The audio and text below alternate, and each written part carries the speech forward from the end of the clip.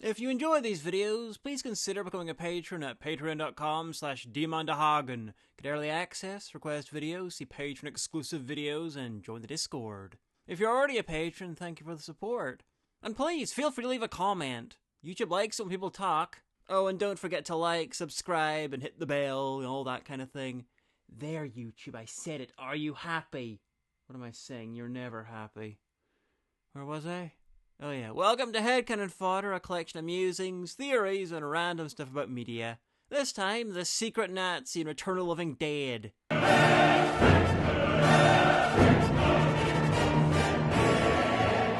Before I get into the Secret Nazi of the title, which might or might not surprise you depending on how deep your knowledge of the lore of the film goes, I'd like to say something about Return of the Living Dead.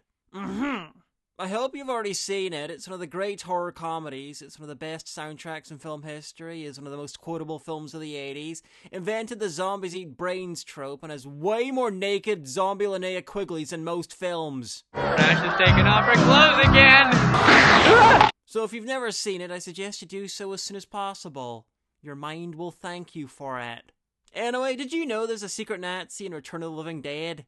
And I'm not talking about an actor. Though there is a sex offender, but you can look that up yourself and be horrified in your own time. Anyway, one of the characters is a Nazi, Ernie, the friendly mortician in particular. This isn't me theorizing, that's from writer-director Dan O'Bannon himself. And there is evidence littered throughout the film that he's a Nazi, and it's just obscure enough that even I might not have noticed it if I'd not heard about it from someone else. For instance, there's the German military music he's listening to at work. There's this Eva Braun pinup that's nearly impossible to make out unless you have the Blu-ray. There's this German World War II era pistol. There's his name, Ernie Kaltenbrunner. Not just a German name, but Ernst Kaltenbrunner was the highest ranked SS officer we tried at Nuremberg. And he was executed. There's Ernie's bright blonde hair, the way that he wears his coat over his shoulders, the fact that he runs a crematorium, the fact that he speaks German. Look at it. It's coming down like einen betrügen Soldat. And his choice to quiz and lightly experiment on the captured zombie. Why do you eat people? Not people. Brains. Like a benignish Mengele. And being a Nazi never comes up, but has no influence on the plot. It just is. He's not even a villain, he's one of the more heroic characters in the film. In fact, his last action was to try and save Tina, one of the leads, from being eaten or zombified by her undead boyfriend by mercy killing her. He knows that becoming a zombie is a fate worse than death, and he's planning on trying to save her from it rather than himself. Of course, they're also hiding in an attic from an inhuman monster at the time, so I'm pretty sure that's an Anne Frank reference. The last bit of evidence is probably the least substantive.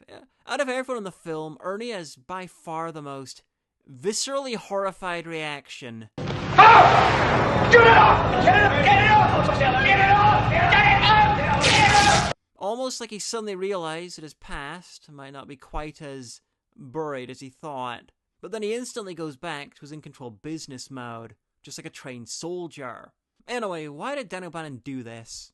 I'm pretty sure he's just being edgy and silly. It's a deliberately transgressive film, knowingly and deliberately punk, while sending punk up. I mean, I got something to say, you know? What do you think this is all about? You think this is a fucking costume? This is a way of life. Which is even more punk. Plus, let's not forget that punk wasn't opposed to random Nazi references from time to time. So think of Ernie as the cinematic equivalent of this kind of stuff. Immature and deliberately button-pushing. To give you an idea of the sort of guy that Dan O'Bannon was, there's a big striptease scene and one of the producers complained that they could see pubic hair. So O'Bannon deliberately had Linnea Quigley shave herself and refilmed that. And the producer had a breakdown over how much worse it looked without nature's own censorship box. Put simply, this whole film is basically what might happen if a much less evil 4chan community made a film. Now, O'Bannon said that Ernie's an escaped Nazi, that he's hiding out, but I want to put a spin on this with a little bit of a theory of my own, that I think makes more sense than him just hiding out. What if Return of the Living Dead is set in an alternate reality where World War II went a little bit different? Not Man in the High Castle or Fatherland type different, but slightly different. Maybe the Nazis sued for peace earlier in the war and the German borders pretty much returned to where they were at the start. Maybe Operation Paperclip was much bigger. Maybe the hangings at Nuremberg didn't happen. Maybe the Holocaust was covered up. Maybe the war ended as a standstill or didn't happen at all. Something happened that allowed Ernst Kaltenbrunner to move to the United States without changing his identity, to openly be a retired Nazi. This would explain how blasé he is about the evidence strewn around the morgue, and would explain one of the main characters, Frank Johnson's, never explained antipathy for the guy. Ernie's got a crematorium across the street, Frank. Crematorium? That's beautiful. Yeah, but what the hell are you gonna tell him? I mean, can you trust that bastard? He never explains why he feels like that, and Ernie never says or does anything on screen that justifies that. James Karen, who played Frank, was born in 1923, the perfect age to go serve in whatever version of World War II happened in this alternate reality, and witness evidence of the Holocaust firsthand. Plus, while Frank's religion is never brought up, James Karen was Jewish. Frank's not the most observant guy in the film, but if anyone's going to notice that Ernie's a Nazi and hold a grudge about it, it would be him. So where did the zombie-making chemical come from? Well, Darrow, or Dow Chemicals, invented it for the US military, and the zombies were an unforeseen side effect. What chemical? 2,4,5-trioxin it's called. And the Darrow Chemical Company was trying to develop it for the army. What if Dow, or Darrow in this alternate reality, had enlisted Nazi chemists who'd previously been working on new gases for the Holocaust? Like a bunch of chemistry Werner von Braun's. Sounds like a big leap, and it kind of is, but the containers the original zombies are inside, down in the basement, look a little bit like gas canisters. Not a million miles away from World War II era Zyklon B containers. Plus, Frank and his new worker, Freddy, are literally gassed to death. Hey, these things don't leak, do they? Leak? Hell no. These things were made by the U.S. Army Corps of Engineers. So, deliberate or not, there are Nazi echoes in the film Beyond Ernie. And beyond that, we get a glimpse of this alternate reality's US military with its secret plan to deal with a zombie outbreak. A giant cannon that fires a town-destroying explosive.